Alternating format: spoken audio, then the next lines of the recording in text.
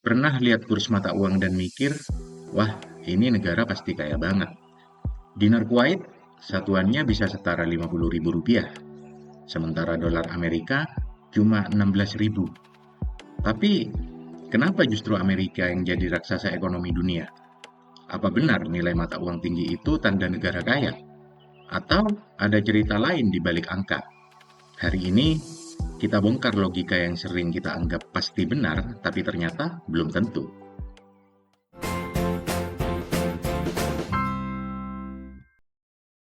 Oke, mari kita lihat daftar mata uang dengan nilai tukar tertinggi terhadap rupiah per Mei 2025. Dinar Kuwait setara 54.580 rupiah. Dinar Bahrain setara 44.460 rupiah. Rial Oman setara 43.660 rupiah. Dinar Yordania setara 23.660 rupiah. Pound sterling Inggris setara 20.650. Sekarang kita bandingkan dengan daftar negara dengan ekonomi terbesar di dunia berdasarkan PDB nominal tahun 2025. Amerika Serikat 30,34 triliun US dollar, Tiongkok 19,53 triliun US dollar, Jerman 4,92 triliun US dollar, India 4,19 triliun US dollar, dan Jepang 4,19 triliun US dollar. Menarik bukan? Negara-negara dengan mata uang termahal tidak termasuk dalam daftar 5 besar ekonomi dunia.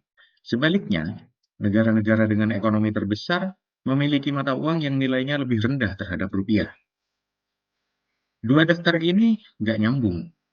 Jadi, apakah nilai tukar mata uang yang tinggi selalu mencerminkan kekuatan ekonomi sebuah negara?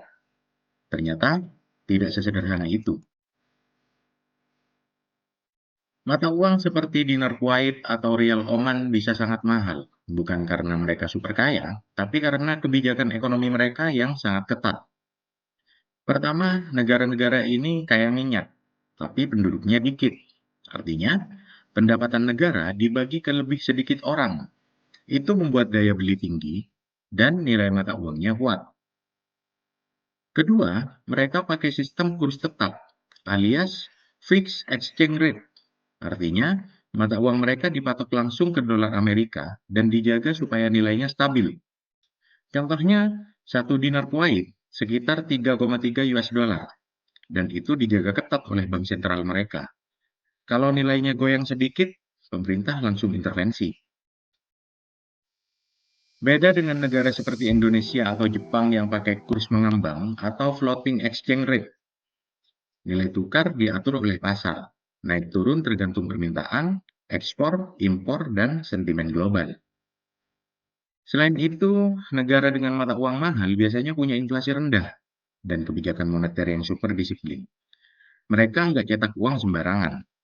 Ibaratnya kayak restoran kecil yang jual menu mahal. Masakannya enak, bahan berkualitas, dan hanya buat pelanggan terbatas.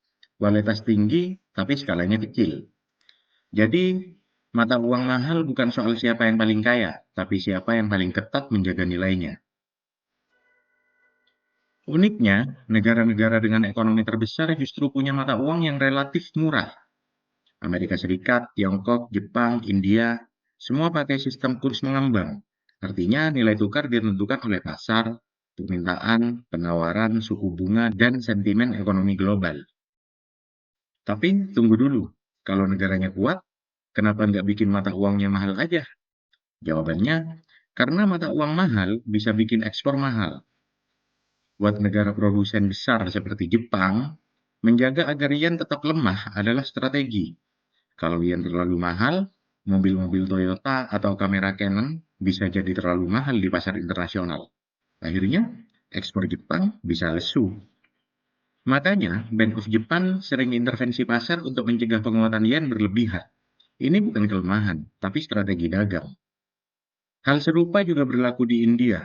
Nilai rupiah India tergolong rendah, tapi itu justru mendorong pertumbuhan industri. Produk dan jasa dari India jadi lebih murah dan menarik bagi pasar luar negeri, termasuk layanan IT, tekstil, hingga farmasi. Dengan mata uang yang kompetitif, negara-negara besar bisa menjaga neraca perdagangan tetap positif, memperluas pasar, dan menjaga roda ekonomi terus berputar.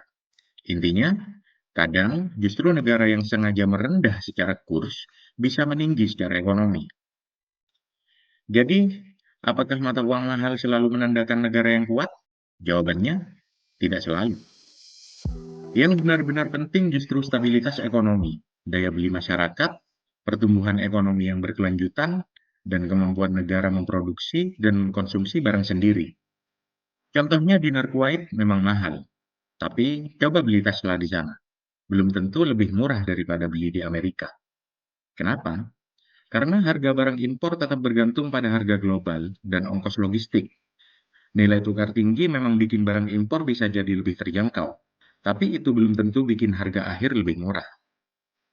Sementara di Amerika, Tesla diproduksi di dalam negeri, distribusinya efisien, pajaknya jelas, dan pasarnya besar. Jadi harga mobil itu bisa jauh lebih rendah di negara asalnya. Intinya, kekuatan ekonomi bukan cuma di angka kurs, tapi ada di mesin ekonomi yang bergerak, produksi, distribusi, dan konsumsi. Mata uang bisa mahal, tapi belum tentu hidup di sana lebih murah atau lebih sejahtera. Jadi, masih yakin mata uang mahal adalah negara kaya? Jangan terkecoh dengan angka besar di layar kurs. Nilai tukar tinggi bukan jaminan kekuatan ekonomi. Yang membuat negara kuat bukan seberapa mahal mata uangnya, tapi seberapa bijak uang itu dipakai untuk mensejahterakan rakyatnya. Kuwait punya dinar yang mahal, tapi ekonominya kecil dan sangat tergantung minyak. Amerika punya dolar yang lebih murah, tapi jadi pusat keuangan dunia.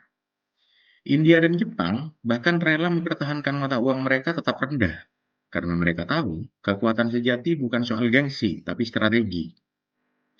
Negara bukan jadi hebat karena tukarannya tinggi, tapi karena ekonominya hidup. Karena rakyatnya bisa makan, sekolah, kerja, dan tumbuh. Dan sebagai warga negara, kita juga perlu paham, jangan cuma bangga angka, tapi pahami makna. Dan seperti biasa, simpan ilmunya di saku, sebarkan manfaatnya kemana-mana. Sampai jumpa di obrolan saku kita berikutnya.